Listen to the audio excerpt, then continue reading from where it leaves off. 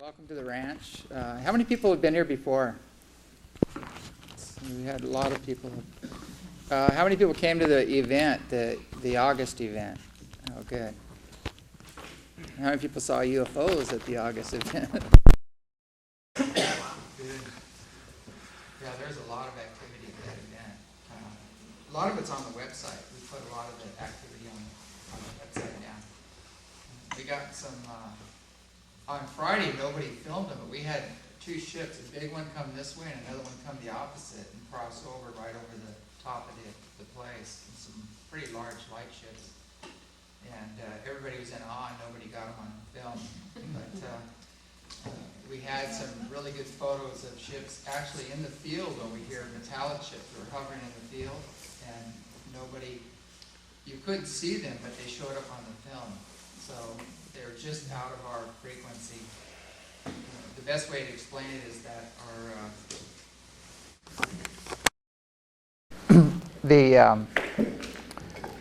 there's so much going on here. Before I really get into it, I think we have a few more people coming, and I want to give them a chance on the sound. Are there any luck with that?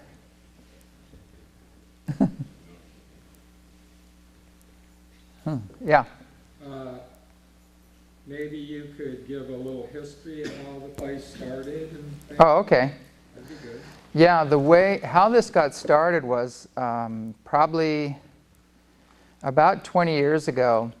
I was in Santa Cruz, California, and I was teaching intersensitivity training classes and was with working a lot with other people that are involved in the Tibetan Foundation and the TIC. It's called the Teachings of the Inner Christ. And it's a combination of East and West, teachings of East and West. And we were teaching channeling classes, intuitive intersensitivity training, a lot of different classes there. And actually I should go back before that. I had a near-death experience which started that process going. And so anyway, I studied with a lot of different lamas and yogis and teachers from, that did every process-oriented therapy you could think of. But mainly because I saw the reason we don't have our connection to these other planes and dimensions is because of that. It's because of old wounds and traumas and wrong conclusions from past experiences. And we have these layers around our fields that we need to start getting rid of these layers.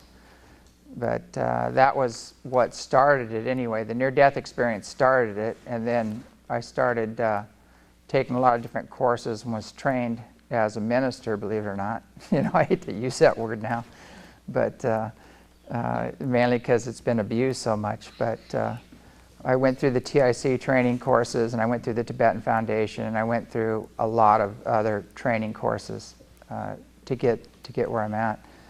But also about 30 years now of intense meditation practice and working with in constant communication with other masters and beings. But I started receiving visions over and over again of this land here, and I saw the mountain, the big mountain.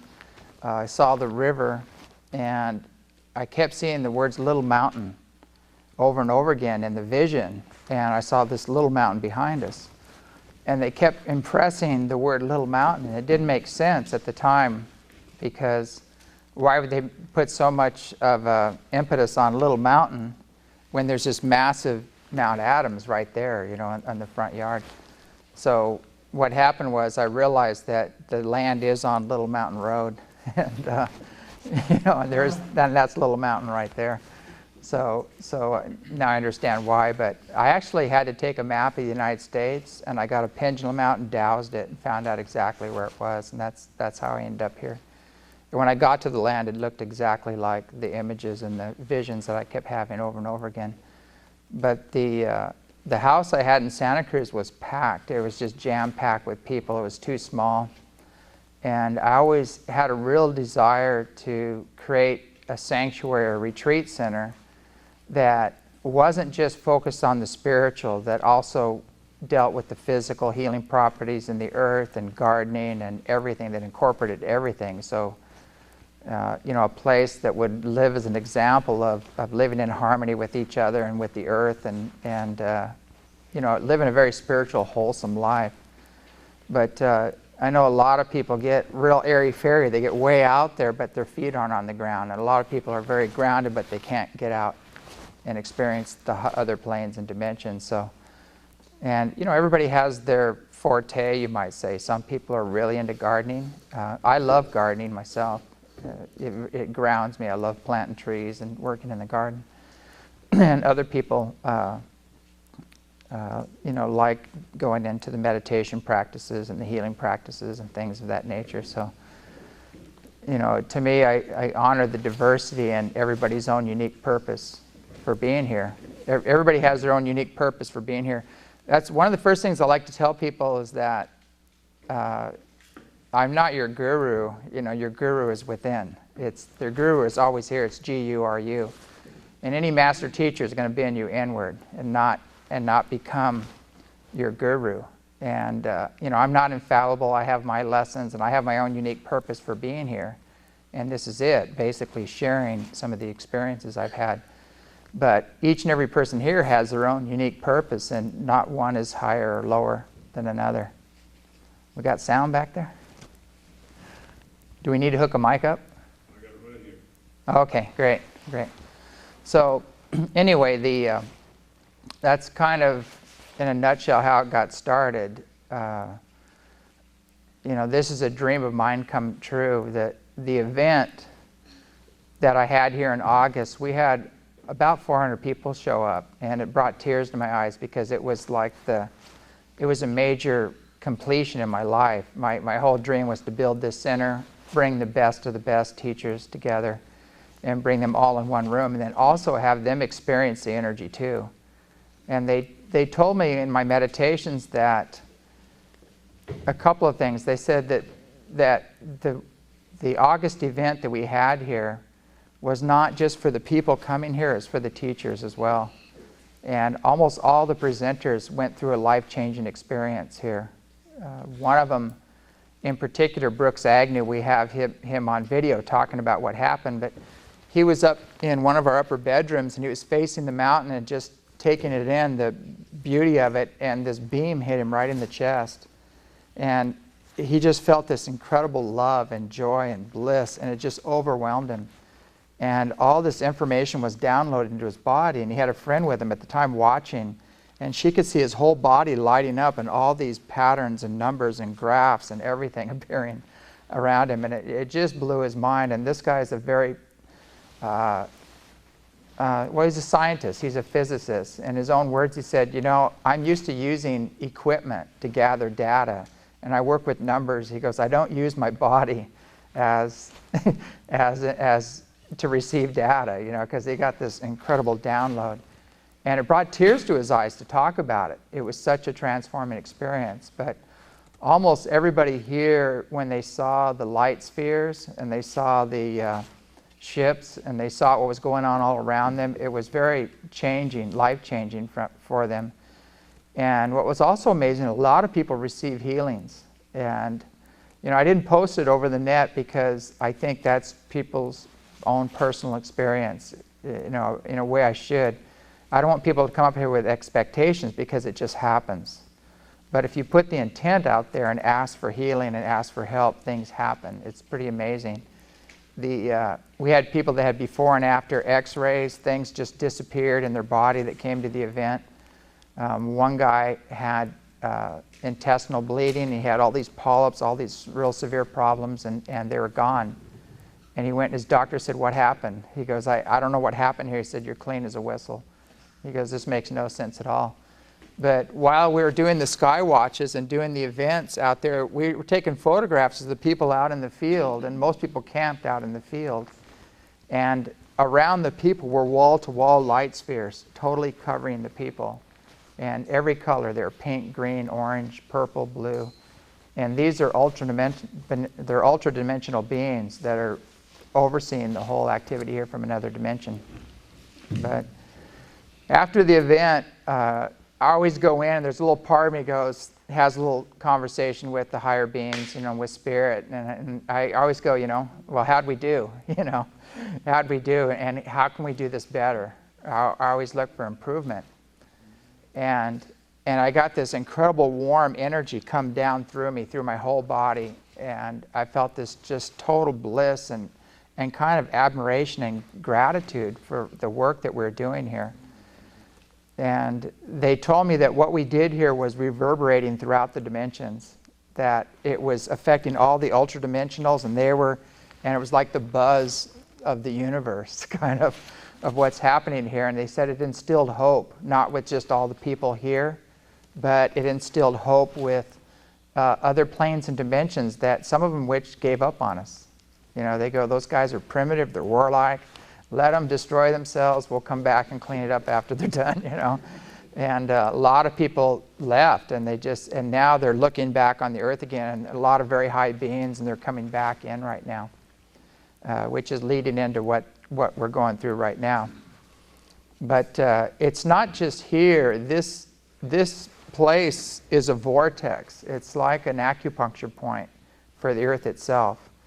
And what's done here affects the whole consciousness of the earth itself and the people on the planet. And that's why it's very important to keep the energy clear here and keep the energies clear, which is what we've been doing for 20 years. Doing a lot of intense inner sensitivity, meditation work, clearing work. We clear out all the different levels going on. There's a lot of astral level things going on, and discarnate spirits and things like that. And that's one of our jobs here, is to keep the fields clear here, keep the energies very clear here. But it's not just this place. There's many, many places around the world where this is going on, and people are holding a frequency, and they're acting like an acupuncture point or a channel point for this energy to come in. And I call it the awakening healing process. Some people call it the quickening. It's all done with frequencies. And the best way to explain it is every culture understands this process that we're going through. Every culture has a story about this process. And they call them great shifts, or they call them yugas, or they all have different names for this process we're undergoing right now. And with me is I have a foot in every camp, kind of. I have a foot in the science camp. I have a foot in the ancient teachings camp. I work a lot with Native American elders, a lot of different camps. I have a foot in almost every camp. And I have friends in every camp. And one of my biggest dreams is to bring all the camps together one day, and to bring the Tibetans and the Lamas and the yogis and everybody together in one place, which will probably happen this next summer. It's kind of being arranged right now. But a lot of people don't understand the connection between UFOs. You can almost say angel and UFO in the same breath. You can almost say gods and UFO in the same breath. You can almost say, I'm trying to think, there's so many different ways of, when you look at all the ancient temples and you go to the indigenous people and you say, well, who built these temples? Who brought these massive stones? Some of these stones are 120 tons, and put them into place. We don't have cranes nowadays that can pick these stones up and put them into place. And you ask them, who did this? And they go, everyone. They point up. They go, they did it. They have different names for them. They call them the gods, or they have different names for them. They always go, they came from heaven, the different groups. And, and some people go, well, the Anunnaki are the ones that did it. And some people go, well, it was this group that did it. And some people go, there was this group. And, the Anunnaki were here about 400, the people from Nibiru were here about 450,000 years ago and stayed for about 100,000 years. But people don't realize this has been going on for 28 million years. There have been people coming and going from the stars for over 28 million years. So, and that's what's so important about the Earth right now, is the Earth is, it's like a grand experiment. And life from all these different nations, star nations, is here on the Earth. Genetics, human genetics, plant genetics, animal genetics. There's nowhere in the universe where there's this much diverse life, anywhere. And the Earth is just this incredible experiment of 12 major star nations that were involved in it, and other beings as well that are involved in it, that all added their genetics to the soup. And that's one of the reasons why we're having so much trouble here, because there's such a diversity of genetics happening here, and different levels of evolution and different cultural paths and things of that nature. And there's really only one way out. And the only way out is for all of us to learn to accept the diversity and see the Creator in all creation. That's the only way out for this planet. We have to start seeing the Creator within all creation, within each other, with all the plant life, everything, and know that it all came from one source and it's all going to return to one source. And allow the diversity, because there's no way you're going to get everybody to behave in the manner that we think they should, you know, or follow this cultural path or this religious path or whatever. It's not going to happen. And but there is an underlying thread between all of them that we need to focus on, and that is to see the Creator within all creation, within each and every one of us, and within all life and everything. And that's what the ETs are talking about. One of the talks I gave in Shasta, there was Swami Shanti and one of his followers were there. And I started showing the big golden ships that we had filmed, and he got all excited about it. And then the next picture I showed was Babaji. And then he got even more excited, and he started jumping up and down. And they've been waiting for this. This is in all their ancient Vedic texts. They've been talking about the ships. It gives detailed explanation of the ships, the different types of ships. And they say some ships are physical, some ships are more of an energy, some ships are magnetized light ships, and other ships are just pure consciousness. They're like Merkaba vehicles. And this is all listed in their ancient texts. It gives very detailed descriptions of the ships and their weapons and everything, and some of the ancient wars that happened in the past. So anyway, when he saw the connection that I was making with the ships, and he asked me about that, and I said, well, these big golden ships, when they come in, when I tune to them using like intersensitivity methods or telepathy, when you tune to them, you feel very powerful beings on them, like godlike beings, which goes back to all the indigenous people. When they say, who built these temples? The gods, you know, they point at the gods. So anyway, what really blew my mind is John Kelly and David John Oates were doing reverse speech, and they asked me if one of my interviews with the Art Bell Show, they asked me if they could do reverse speech on the interview. And they said they had to have my consent, and so I don't think they got the consent of most of the other people they did, because they do presidents and everybody, and it's pretty revealing what comes through in reverse speech. But I started thinking about it, and I said, at first I go, you know, I know this is real. I know I experience all these things. I know I'm telling the truth, but I don't know what this reverse speech is. And what if all of a sudden this starts airing any dirty laundry I don't know about, like something in my subconscious that I'm not aware of, you know, and something's going to blurt out, you know, some feminist bad joke, or some weird thing is going to come out, you know, and it's going to be blasted all over the web, you know. So, because I do have a bad sense of humor every once in a while. I'm known for that. And I was kind of worried about that. And then I thought about it. I said, you know, if there is something in there, I want to know what it is. I want to heal it. I'm not so I don't feel so good about airing it in front of, you know, 20 million listeners. But, you know, I said, okay, I'll do it. I said, but, you know, I just kind of put myself out there. And really, that's what we all need to do eventually. We need to get past any need for acceptance and approval of others and put our healing as first priority. No matter what we're carrying in there, we need to learn how to just get in there and get rid of it and let it go and not be attached to it. And but it did put me through a process. And finally I said, okay, I'll do it. And so it was amazing. So they did the reverse speech. And I was talking about the large golden ships that were coming in. And I said, in regular speech, I said, I don't know who's on them, but they feel like godlike beings, very powerful beings. Now, when they did reverse speech on me, what I said was Sailor Vishnu is his name, which was amazing. And I'm talking about these giant golden ships. Vishnu is the ancient god of preservation. So in my subconscious, I know who's on that ship, and it's one of the ancient gods of preservation. They're coming for these times to help us get through these changes, which we'll go more into. One of the other funny things that I said was there was this beautiful pink energy coming down over a statue. We have Mary and Buddha, and we have a little buffalo down, white buffalo, and everything all together. And because we're very eclectic here, and this beautiful pink energy was coming down and bending and going out in angles. And there was a big orange shaft over Buddha's head that shot out and hit me right in the lower back. And I had a disc out, a really severe disc problem, and it was a healing caught on film.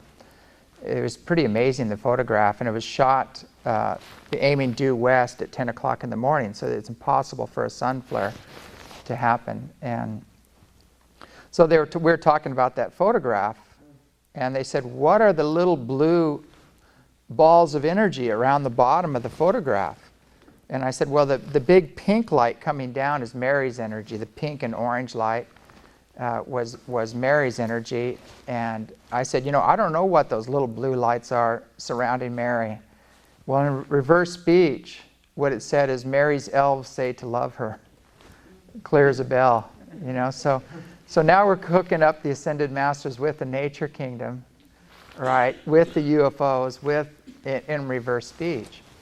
And in our subconscious, we know all this. In our conscious mind, we've been programmed to think there's all these divisions, or some don't exist at all, or just focus on one connection. So some of us are very focused in the angelic realm or the Ascended Master realm. Some of us are very focused in the nature realm, the nature spirits. Some are focused, more into religion or whatever. There's so many different focuses, but it's what they're telling me is that in the world of spirit, it's all connected, and the missing link is man, is humanity, and humanity thinks it's separate, from the nature kingdom, from the Ascended Masters, from the ultra-dimensionals or the UFOs or the rest of the universe. And they said that's the missing link, is that connection right there, is that we think somehow we're not connected to all the other realms, and we are. And because of that belief system is why we have all the nonsense going on here and the craziness on the planet, is separation, the belief in separation from each other, from the earth, from the spiritual realms. Because when you're really plugged into the spiritual realms, you automatically behave yourself. You just know better. And everybody asks me all the time, so what are the universal principles? I talk about the universal principles that are necessary for a healthy society and environment. And everybody asks, well, what are they? They want a big list of them. And I said, there is no list. It's written in the hearts of everyone. And we have to go there and make that connection, and it's there. You just know, and you act according to those universal principles.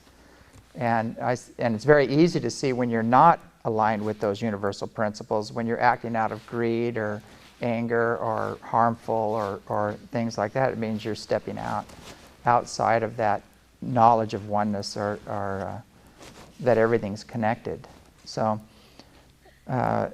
going back to that knowledge, what was happening with me is it's been quite a struggle in my life, in a way, to get people to understand about this interconnected thing, because bringing everybody together, there's so many groups, that are, it's almost like taking the physicist, the psychologist, and the biologist, and bringing them together to form one unit where it's all connected.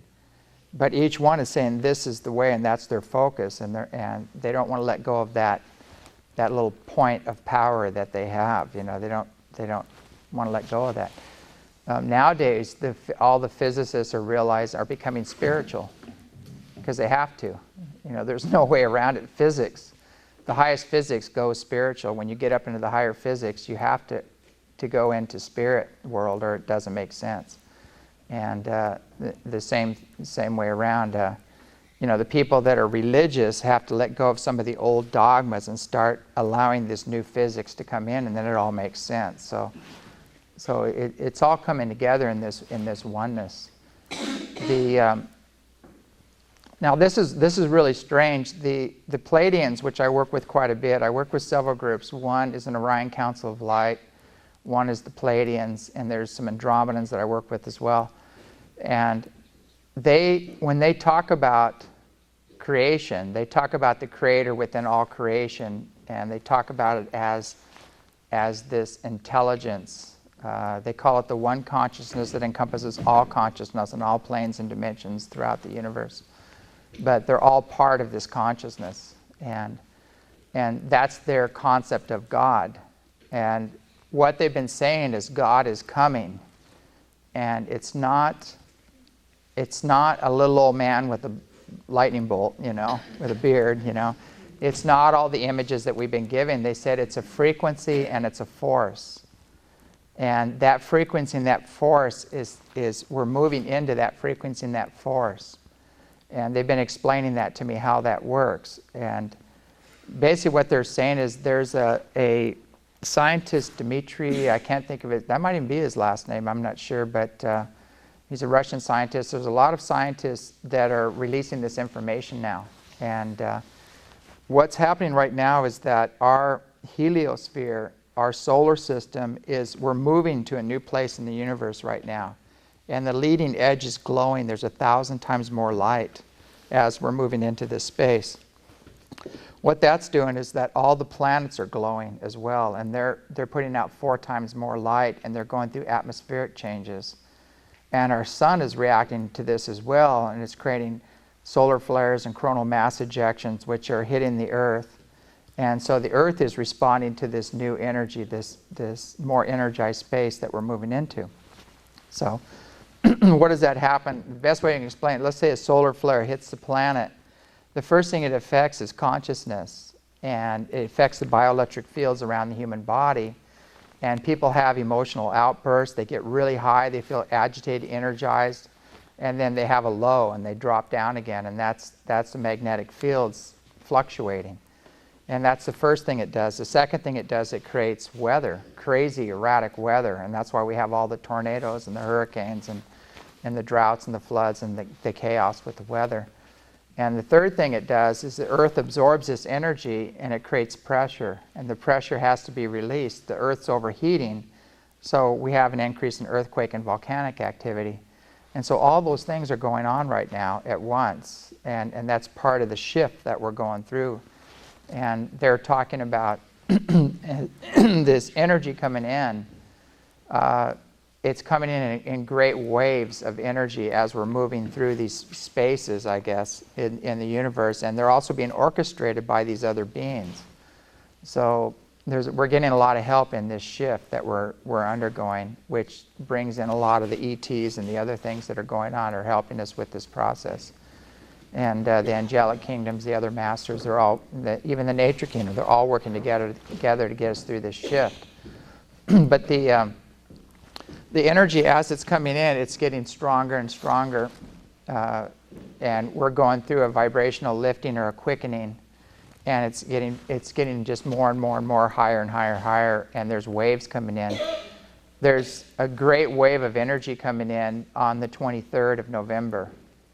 We had one shift on the 17th, and we're going to have another shift that's going to be coming in around November 23rd is the peak of this shift that they talked about.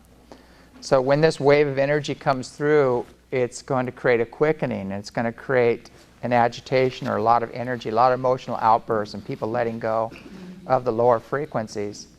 And it's going to create a lot of chaos in society, political, all that, economic. There's a lot of shifts and changes that are happening. And it just moves all the way down through the continuum.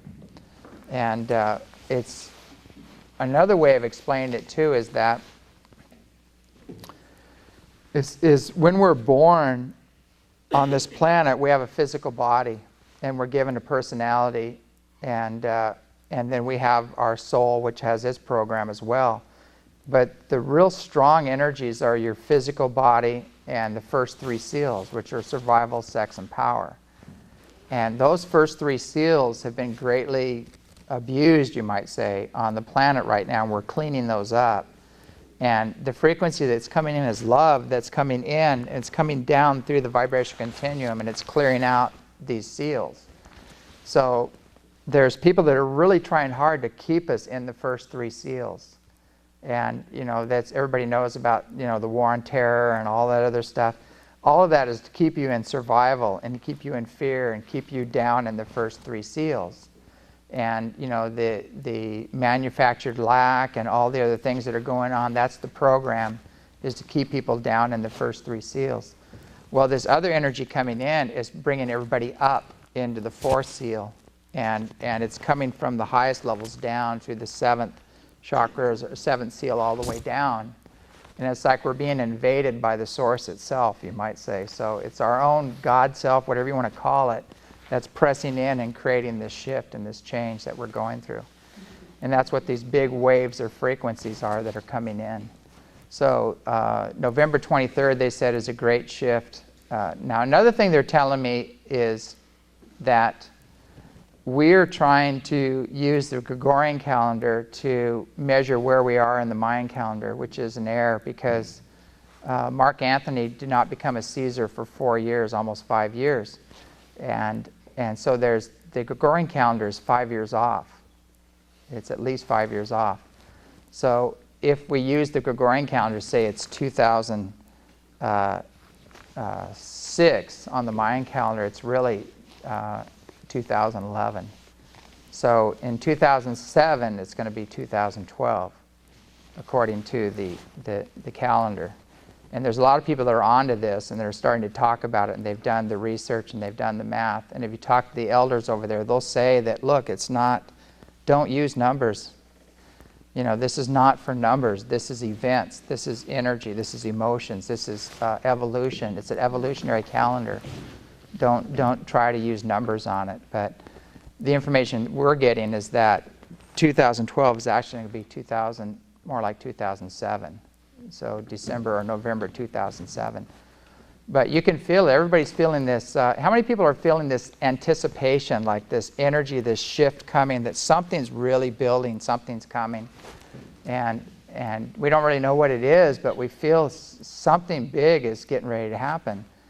Well, in meditation, what they tell me all the time in meditation, they said a big event is coming. Over and over, a big event is coming. And they talk about this frequency and this shift. And there's a lot of earth changes that are building too right now. The Kuril, the island, the Kuril Islands right now, they just had an 8.3 quake, and I don't know how many 6-pointers they've had aftershocks plus. And it generated a small tsunami that did hit Crescent City. It hit part of the coast, and it did some damage down in Santa Cruz, toppled some boats and sunk a few boats and took out some docks and things of that nature. But that was just a warning. That's like a bow shot of bigger things to come. New Guinea is very hot right now. It's getting ready to just bust down in New Guinea. And when these places do bust and they do go, they are going to generate some pretty big tsunamis. The other thing is there's two islands, very large islands forming off of Tonga near Fiji right now, and that's Lemuria that's rising, which all the prophets have talked about. So the whole landmass there is rising up, and that is going to displace a lot of water. So they've been warning quite a bit about that look, your earth is going to start doing some shifting and moving. And, it's not a good idea to be sitting on top of the fault lines or the low-level areas right now. With any luck, the San Francisco right now should have been leveled back in like 99 or even before that. And they had that big quake. I think it was 89 they had the big quake. And they warned about that quake, and it did hit. And then they said there was going to be some other really big quakes coming. But actually we got a reprieve on that because these massive Andromeda ships flew right up the fault line, and they changed the nature of the fault. And they were beaming energy into the fault and changing the densities and taking off some trigger points. So that was very well documented in some of the UFO centers, that people didn't know what was going on, but they did see massive ships flying down the fault line. So we are getting a lot of help from these ETs that are helping to lessen some of the events. I don't I don't, know exactly how. I don't think anybody does know exactly how it's all going to turn out. A lot of it's up to us and how much we shift and how much we ask for this divine intervention to come in. And the more that we can shift and ask for this to come in, the more it can come in. So anyway, that's the main focus right now, is that one person generating the higher frequency thoughts of love and joy and bliss is actually outdoing thousands of other negative thoughts. And if we can gather together in groups and put the energy out and ask for assistance, we can get it. And I know if we're on the path and we're really serving humanity and the earth, we get a lot of help ourselves. I know right now I probably wouldn't even be here if it wasn't for a lot of the help that's come in and protected me and given me healings now and then, and kind of covered my butt basically in this process. But it's there, but we have to initiate it and ask for it. And it's very important too that we get in touch with our own unique purpose for being here right now, because this is the e-ticket right now. We all punched it, we all chose to be here for this time. And these are exciting times, and there's an old saying, eternal souls and, massive beings or gods don't do boring things, and so if you can imagine you're this eternal being and you're just floating around, in the universe, probably bored as hell, going, I want some action, I want a challenge, I really want something to happen, what better place to come here right now, and what better challenge there is to incarnate for these times right now, and what better service is there to help others in these times and anchor in the energy and assist in this shift. There's beings just begging to have a body right now and to get in for these events right now. So we have to look at it not as dread, but as, hey, this is an adventure, this is exciting, I'm eternal, I'm going to go for it, I'm going to do all I can to bring this shift in and make it happen. And then you'll see things really start moving in that direction. You'll get a lot of help, with this process.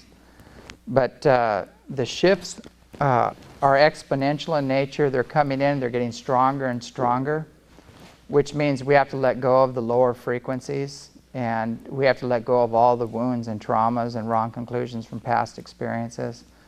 And it's really important that we clean our own consciousness up and probably start eating lighter and do some cleansing with your body, help your body adjust to the new energies right now, and shift your consciousness into service, into helping this shift happen. But that's the message we've been getting over and over again from these benevolent, very spiritual and technologically advanced ETs. They're also saying too that they're coming in numbers right now. How many people have seen Jaime Maussan's footage? Has anybody in here seen that? Yeah, okay, you have. Yeah, I actually have. Hopefully this will work here, but I brought in some of Jaime Maussan's footage just to show some of the activity that's going on around the planet right now. And we're having hundreds and hundreds of ships showing up over major cities all over South America, Mexico, France. Ships are being seen. Canada has had major flyovers over the major cities. We're having some big flyovers right now over the United States, but you won't hear about it in the United States because it's definitely censored. But they're here right now, and these are the times that all the prophets have talked about and all the Native American elders have talked about, that the star nations are here. They're coming in right now to help us through this shift. And it's these huge frequency shifts that we're going through. They're helping as many people as they can adjust to make it through this shift, these big shifts that are coming in. And there's quite a few different races here that are helping out. There were some interfering in the past. There were some low-level contacts going on, and our government is also involved in a lot of that, and that's phasing out as well. And right now, the benevolent ones, their presence and their monitoring what's going on here is changing all that. So we're on the upward swing right now, which is great. But it's real important to realize that, a lot of people come, they want to see a UFO. you know, and they don't really realize that it's a lot better to actually feel a UFO and have the contact experience and the energy. It's so much more important. In the beginning, everybody else was seeing the UFOs and they wouldn't appear to me. And I had a really strong inner guidance going, and I had inner contact going, and they said, keep working on your telepathic abilities and your inner guidance. And they said that, and we'll show ourselves to you. So they made me earn it. But they were showing themselves to other people, which kind of ticked me off at first, you know. So they said, no, we don't want you to use your outer senses. We want you to develop your inner senses and work on that. So I kept working on that, and then they started showing themselves over and over and over to me, and we've got 60 hours of footage now of these ships coming in and doing everything imaginable.